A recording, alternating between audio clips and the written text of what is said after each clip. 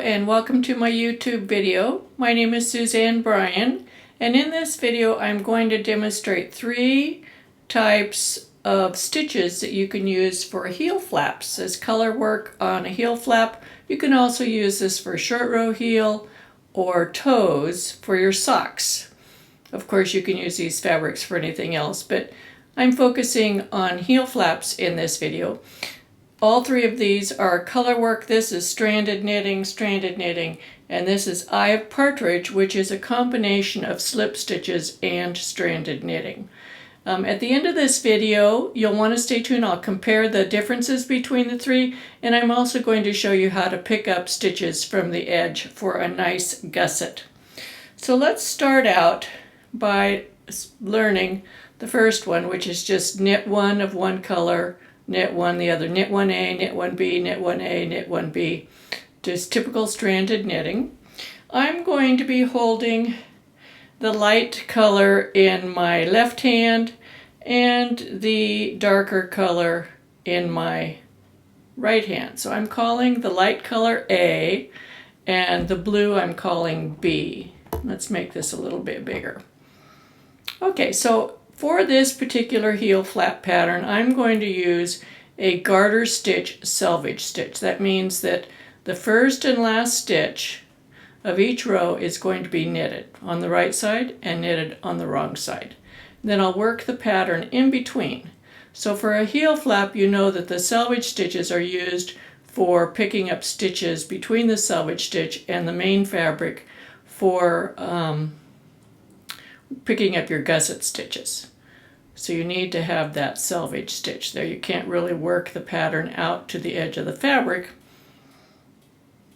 as you will not be able to see the design if you work it into the selvage stitch, and it might make it more difficult to pick up your gusset stitches. So I'm just working one stitch knit with A, knit with B. Now you can hold the yarns however you want. I like to hold one in each hand, but you can certainly hold both yarns in your left hand or both yarns in your right hand. What's important is what I'm going to show you here at the edges, at the selvage. So we're going to knit the selvage. When you're working stranded knitting flat, which this is, and we're not working in the round, we're working back and forth in rows, you have to catch the stranded color with the edge stitch. So in order to do that, I always turn it so that my color B is on top of color A after I turn. This traps color B at the edge. And what I'll do is I'll show you on one edge where I've trapped it, and I'll show you on the other edge I won't trap it and show you the difference. So we want to knit this first stitch. And then we're going to be purling with our stranded knitting. We're going to color A over color A and color B over color B. And something you'll want to pay attention to is however you decide to hold your yarns, hold them the same way through the entire piece of color work. For example, I would not want to put color B in my left hand and color A in my right hand once I've started with A in the left hand and B in the right hand. If you switch back and forth, you'll change your color dominance, and it will be very obvious in the right side of your work. So this is how you work the striped stranded knitting that was at the bottom of the swatch. Very easy. Just knit one of one color and knit one of the other color. And when you come to the edge, we're going to work the edge stitches in garter stitch. You could also slip them. Then when we turn the work, we're going to turn so that color B is on top of color A. So that's how you work this design. It's pretty straightforward. You have your edge stitch and then you rotate the colors. Now let's try where we're working every kind of zigzag, B over A and A over B. We're going to continue with the garter edge stitch at this edge. When I get to the other edge, I'm not going to trap the yarn because I want to show you how it will look different. This time we're going to work B over A and A over B. It's the only difference between these two stitch patterns.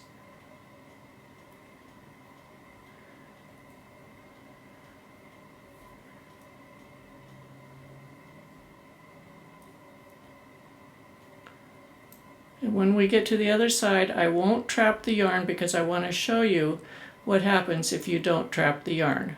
And it'll give you an area in your knitting that's not attractive when you go to pick up your gusset stitches. So if you turn, and you turn in such a way that, see, B is over A there. If we turn the other way, if we turn this way, A is over B, so B won't be trapped. And when we work back on the wrong side row, again, we're going to work the edge stitch as a knit to give us our garter edge. And again, we're going to work A over B and B over A.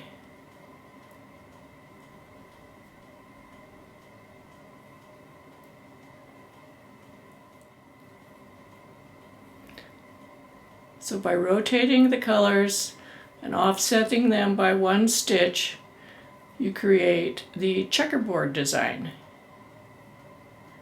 And then we'll knit this last stitch. And I'm going to turn so that B is over A. So what we're creating now, we just created this. Now both of these stitches, because your stranding gives you this double thick fabric.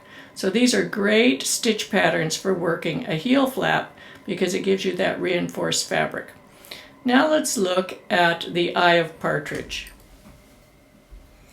This is one of my favorite color work patterns. On the wrong side rows, we work stranded, and on the right side rows, we're going to slip stitches. This is a 4-row pattern, 4-row repeat. So this is how we're going to work it. We need to work over to the wrong side first. And we're going to start the Eye of Partridge. So the Eye of Partridge, we're going to have our knitted edge stitch. Starts on a wrong side row, and it's just the same as the checkerboard pattern. So we're just going to stagger these. So you knit one of A, knit one B, knit one A, knit one B, all the way across till you come to the end, then work that last selvage stitch as a knit stitch. So it's very similar to what we've been doing.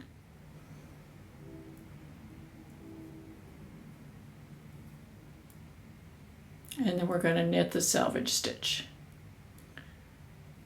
Turn our work. We want to turn it so that B is over A. Now we're going to work this as a slip stitch pattern.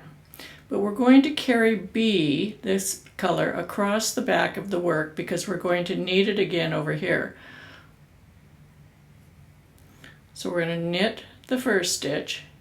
Then we're going to work all of the A stitches and slip the B. So we knit the A, slip the B point to point, knit the A, and we're going to trap B behind the A.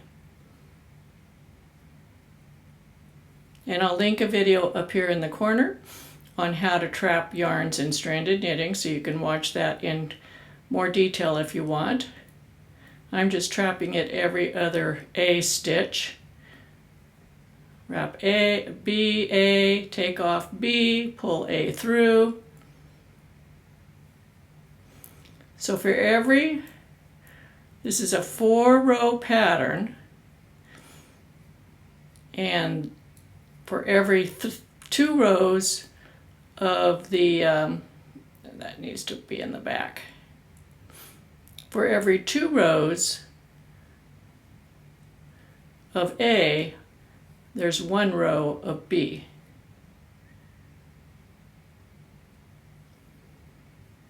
And let's get that out there. I got that yarn in the wrong position.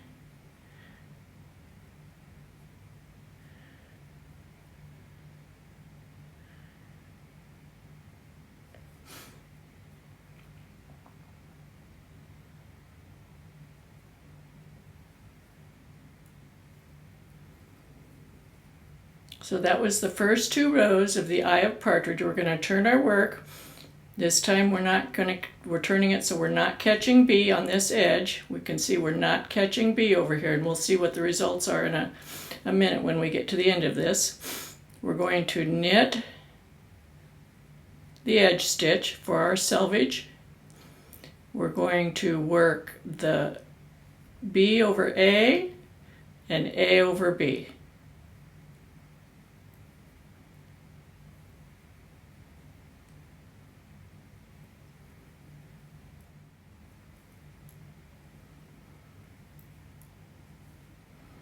Then we're going to knit the selvage, turn the work so that B is on top of A.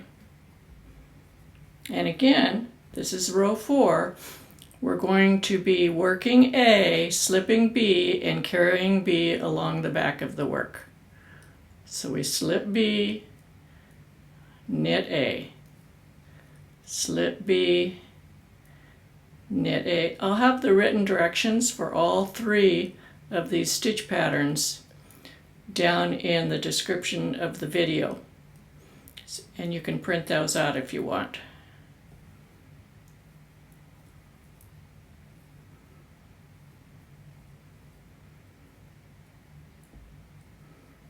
Whoops.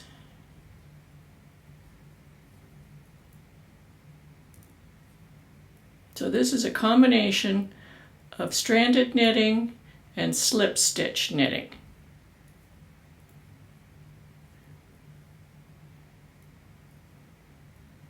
Okay, so let's take a look at this, see what we've got here. Here was our stripe. Here is the checkerboard. Here is the slip stitch, the Eye of Partridge. And you can see for every slipped stitch, there's 2 white stitches. That's what makes the difference. Let's take a look at the edges now. We trapped the color B on this edge, so if we pull this edge out, if we're going to pick up a stitch here, you can see it pulls B out with it. Over here, we did not trap, and when we pull out, you see how A doesn't pull B out with it, and we get that big hole there? Not good. That's what it would look like if you picked up your stitches along the gusset. You would get this big space here. Over here, if we pull on A, it pulls B out with it because B was trapped in the edge every time. Over here, B was not trapped. You can see it was not trapped in the edge. So let's look at these fabrics again.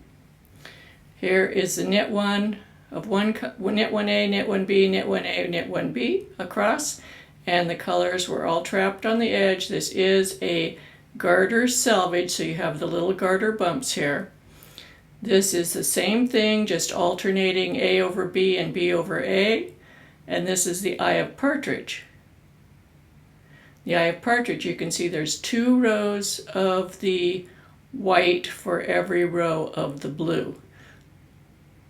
Very pretty. So let me show you how you would pick up stitches from this garter edge now. So here we have our garter bumps. There's 2 ways that you can do this. Let me zoom in a little bit so you can see this up close. We can see the garter bumps. You can either pick up in the bump itself like this and pick up a stitch, and I'll show you what both of them look like and which one's my preference. So you can pick up in the actual garter bump and pull a stitch through.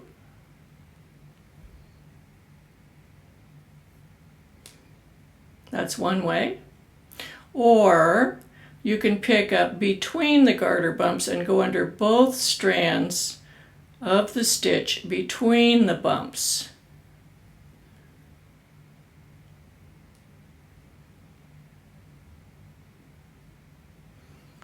Let's take a look at this. So here we have our picked up stitches, and if we pull on this fabric, we can see here that we can see the garter bumps between these stitches. See them? Down here where we picked up between the stitches, let's do a couple more.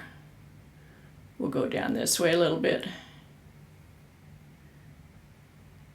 If we actually pick up between the garter bumps, so you're using the full selvage stitch to pick up, not just the edge.